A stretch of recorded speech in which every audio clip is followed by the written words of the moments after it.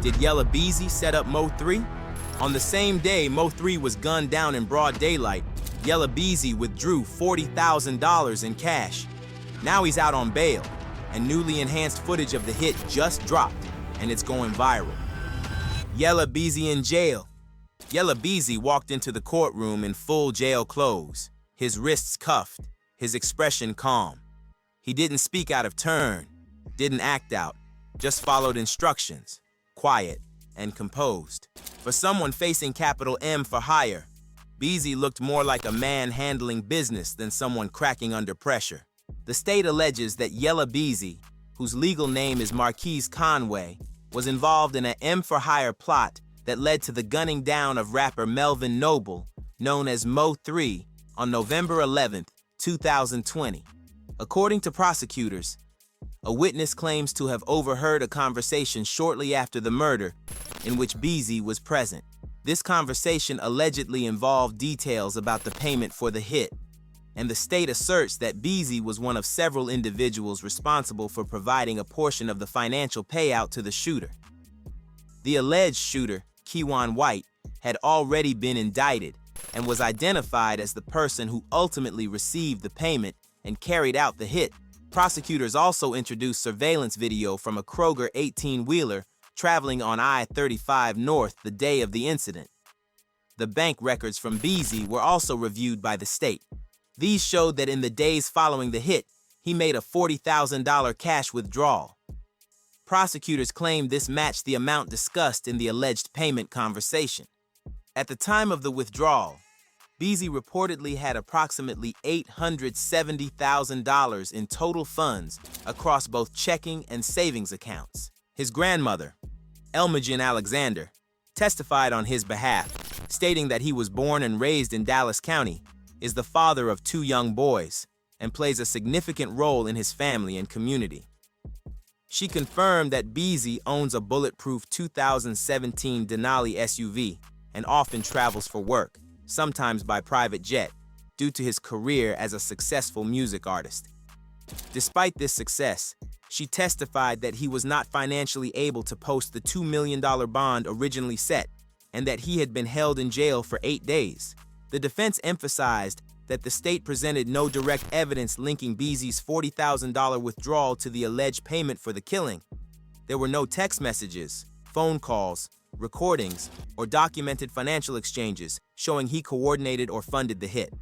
They also noted that the state's case relied heavily on a single witness who claimed to overhear a conversation after the crime, with no established credibility or known motive for coming forward 4 years later.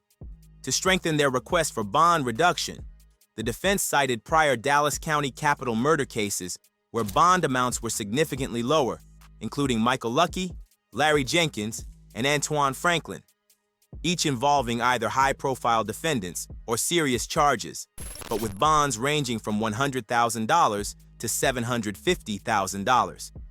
In response, the prosecution highlighted other recent cases where capital charges led to higher bond amounts, such as Chaz Booth, whose bond was set at $2 million despite not being a public figure, and Jordan Owens, who received a $1.5 million bond.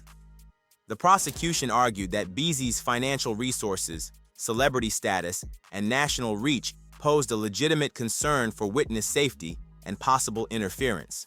They pointed to his ownership of a bulletproof SUV as evidence that he either anticipated violence or operated in circles where serious threats were common. They also emphasized that the crime occurred on a busy freeway in broad daylight, with 44 fired cartridge casings recovered at the scene, underscoring the violent and reckless nature of the murder. Prosecutors argued that Beezy had the means to orchestrate or fund such an attack, and that his release could pose ongoing danger to the community and individuals tied to the case. After reviewing the evidence and arguments, the judge ultimately decided to reduce Beezy's bond from $2 million to $750,000. The court acknowledged the serious nature of the allegations, specifically capital murder for remuneration, but also noted the state's limited direct evidence tying Beezy to the act. The judge criticized Beezy for not taking his financial affidavit seriously, indicating that his dismissive responses were concerning. Despite the reduction in bond, strict conditions were imposed, including electronic monitoring and a no-contact order with any co-defendants, victims, or witnesses. The judge warned Beezy explicitly that any attempt to threaten or communicate with individuals involved in the case, either directly or indirectly, would result in serious consequences. Beezy was also ordered to provide accurate contact information to the court. The hearing concluded with the judge reminding Beezy of the seriousness of the charges and the importance of complying with all conditions moving forward. The reaction online has been intense since footage and details of Yella Beezy's court hearing went public. Fans aren't just watching, they're analyzing every move. One user pointed out how serious the charges are, highlighting that the Dallas County District Attorney's Office wins over 95% of its cases. That stat alone had viewers questioning Beezy's chances of beating the allegations. Another top comment cut straight to the consequences, saying, "This is the part where they take all your money," referencing how high-profile cases like this often drain a celebrity's wealth through legal fees, bond, and reputation loss. That same sentiment was echoed in the replies. Fans are realizing this isn't just a legal situation, it's a financial war too. One of the most liked replies said, "That's insane to be chased down and killed by another black man. That's sad." For many fans, this case isn't just about one artist versus the system. It's about what feels like another chapter in a cycle of violence between young black men in hip-hop. Combined, the reactions show a split. Some are worried for Beezy's future. Others are focused on the bigger picture. But one thing's clear. This court case has the whole scene watching. The footage of the hit on MO3. On November 11th, 2020, just before noon, MO3 was driving northbound on Interstate 35E in Dallas, Texas. It was a busy late morning on one of the city's most heavily traveled highways. MO3, behind the wheel of his black Audi, found himself boxed in by traffic with limited space to maneuver. Suddenly, another vehicle pulled in front of MO3's car, forcing him to stop. A masked man exited the vehicle and immediately began approaching MO3's car with a firearm in hand. Surveillance footage later confirmed these critical moments, capturing the gunman exiting his vehicle and running toward MO3 with clear intent. Sensing the danger, MO3 jumped out of his car and went to the passenger seat where he attempted to grab his strap from his secret stash. For some reason, it wasn't there, so he began running down the freeway, using the shoulder to try and escape. Traffic was backed up and blocked his ability to turn or drive away, leaving him vulnerable in plain sight. The gunman chased him on foot. In the video footage, which quickly spread online, MO3 can be seen sprinting as the shooter pursues him with the weapon raised. Despite MO3's efforts to get away, he was shot multiple times in the back and collapsed on the side of the road. He was struck with several bullets and was gunned down on the scene before paramedics could save him. A bystander in another vehicle was also hit during the chaos, but survived the injury. The shooting caused panic and confusion among other drivers. People ducked, reversed their cars, or ran for cover. Emergency services quickly arrived, and the highway was shut down as investigators marked off the area and recovered shell casings. The freeway, a symbol of everyday movement, had just become the setting for a calculated, execution-style attack in broad daylight. Authorities later confirmed that the weapon used was of a high caliber, and several shell casings were recovered from the scene. MO3's body was found on the shoulder of the road, and the incident became one of the most shocking moments in recent Dallas history. At the time, no suspects were immediately identified. But the way the hit was carried out, with timing, execution, and no hesitation, indicated premeditation. This wasn't a spur-of-the-moment shooting. This was a hit in the middle of traffic, and it played out with military-like precision. What happened on that freeway was more than just MO3 being gunned down. It was a public spectacle. It showed a level of fearlessness and planning that would haunt the Dallas rap scene for years to come. The history of Yella Beezy and MO3. Mo3 and Yella Beezy were actually cool back in the day. They had mutual respect, worked with some of the same people, and even gave props publicly. At one point, Beezy said Mo3 was a top 5 rapper in Dallas. But that all changed after a shooting in Fort Worth that set off a chain of events. According to Mo3's manager Brian Rainwater, the beef really started at a nightclub when Mo3 was booked for a show in Fort Worth, Go Yayo City. Allegedly, Yayo didn't like that Mo3 was getting love in his own city while he wasn't getting booked. Started the whole war. It's one person really started the whole war from Fort Worth to Dallas. And let's go Yayo. Yeah. You know, Yayo started a whole lot of drama that night in Fort Worth. Mo3 would never been into it with Yella or Freddie. There were also rumors that Mo3 bodied Yayo on a track during a studio session, adding fuel to the tension. When Mo3 performed at that Fort Worth club, there was an altercation that turned into a shootout, leaving an innocent man dead. Mo3 was arrested and facing 13 years, but eventually beat the charges. Still, that incident hurt his career. He lost a deal with Epic Records and had to go independent. Meanwhile, some Dallas rappers allegedly sided with Yayo, not necessarily out of loyalty, but out of jealousy over Mo3's rise. After the Fort Worth incident, Mo3's relationships with Yella Beezy and Trap Boy Freddy started falling apart. All three were once on good terms, even dropping music together. Mo3 had a track with Freddy called Landlord, but once the smoke started, it didn't stop. Things got worse after Roy Lee, a comedian and Mo3 affiliate, was allegedly jumped by Beezy's crew. Roy Lee clowned them online and got jumped again for it.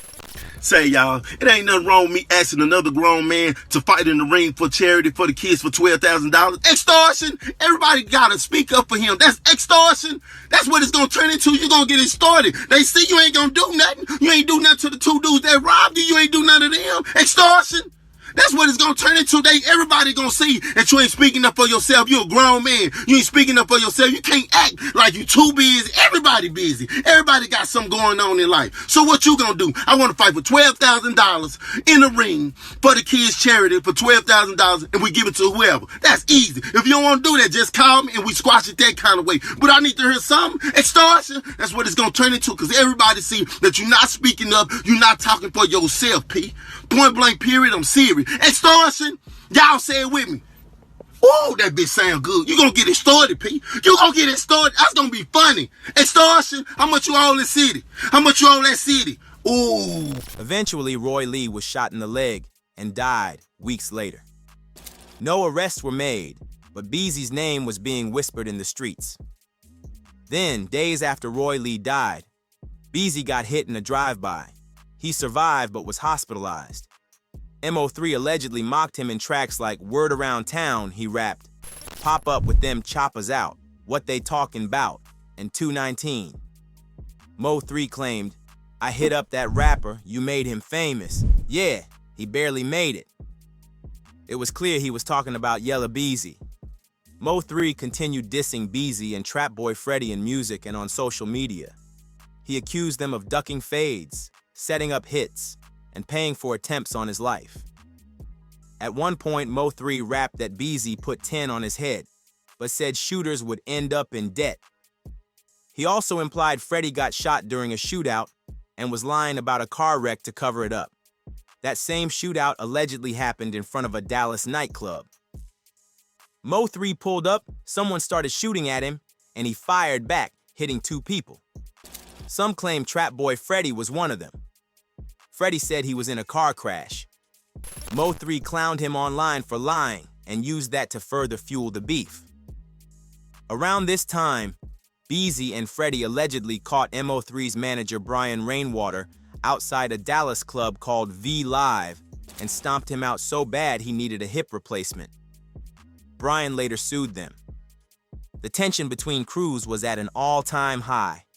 Then in September 2020, just 2 months before Mo3's murder, he was involved in another shootout at the same club. He survived, but the streets were heating up. After MO3's death, Beezy kept making moves in music, opening up for major acts like Jay-Z and Beyonce. But legally, things started catching up. In February 2021, Beezy got hit with gun charges, then again later that year for more gun and drug charges. Then in 2022, he caught an assault charge, and a few months before his capital murder arrest, Beezy got into a fight outside a Dallas courthouse. Rumors said MO3's brother was involved. Beezy allegedly tried to jump in, but slipped and fell before throwing a punch. Trap Boy Freddy's name also came back into the picture. He pled guilty to a federal gun charge in 2022 and got 16 months. But now, rumors say he may be tied to the MO3 case and could be facing more time if that gets confirmed. There's no official word on whether Freddy is a suspect, but his name's still floating in connection to everything that happened. As for the main suspects, Keywan White pled guilty to the gun charge in 2022 and got 9 years. Devin Brown is still in the county. Both are fighting the murder case. Rumors say one or both may have flipped and are cooperating with the state, possibly cutting deals in exchange for testimony. If that's true, Beezy could be in serious trouble. The police waited 5 years to charge him. They either built the case slowly or waited for a key witness to start talking. Either way, Beezy's now out on bail after being booked on capital murder, and the prosecution may go for life without parole or the penalty. The criminal history of Yella Beezy. Before the capital murder arrest, Yella Beezy had already been through a series of legal issues. These earlier cases may end up influencing how the court and jury view his current charges. In October 2018, Beezy survived a drive-by shooting in Lewisville, Texas. He was struck 3 times while driving on the Sam Rayburn Tollway. According to law enforcement, over a dozen shots were fired. He was hospitalized, but released a day later. That incident led to an arrest of a suspect in downtown Dallas. No charges were filed against Beezy himself, but it marked the beginning of his legal problems. Then in February 2021, Beezy was arrested in Dallas for unlawful possession of a firearm. He was released the same day. Just a few months later, in August 2021, he was arrested again on drug and weapons charges. Details of those cases haven't been made fully public, but they added to the legal pressure building around him. The Chris Brown fight. In 2024, Beezy's name came up again in a civil lawsuit. The suit claimed that Beezy and R&B singer Chris Brown were involved in an altercation after a concert in North Texas. 4 men claimed they were assaulted and had to be hospitalized. Beezy claimed that they were all rumors and were not true. He said that they only got one camera angle and couldn't wait for all of them to be released. Basically, you gonna see, I can't wait till the cameras come out because we didn't touch nobody. But it said there was a fight and we didn't touch They said they had a nobody. fire. y'all didn't touch nobody. Me, you gonna see me and Chris look. Well, I know. It's probably a angle where I looked in the camera like looking at them motherfucker. Like, I swear to God, I didn't touch. I can't wait till they get every angle because they getting sued. They gonna get a defamation. None of these earlier cases resulted in convictions that would directly tie into a murder trial. But prosecutors might argue that the repeated contact with law enforcement shows a pattern. Gun charges, assault allegations, and publicized lawsuits could all play a role in how the jury sees his credibility. If the case goes to trial, the DA may use some of this history, especially the weapons-related arrests, to build a broader narrative about Beezy's involvement in violent situations. Whether those past cases are allowed in court will depend on pretrial motions, but they'll almost certainly come up during media coverage and public perception of the case. If you like this video, click one of the windows on the screen now to keep watching. We got more stories just like this. Don't miss what's coming next.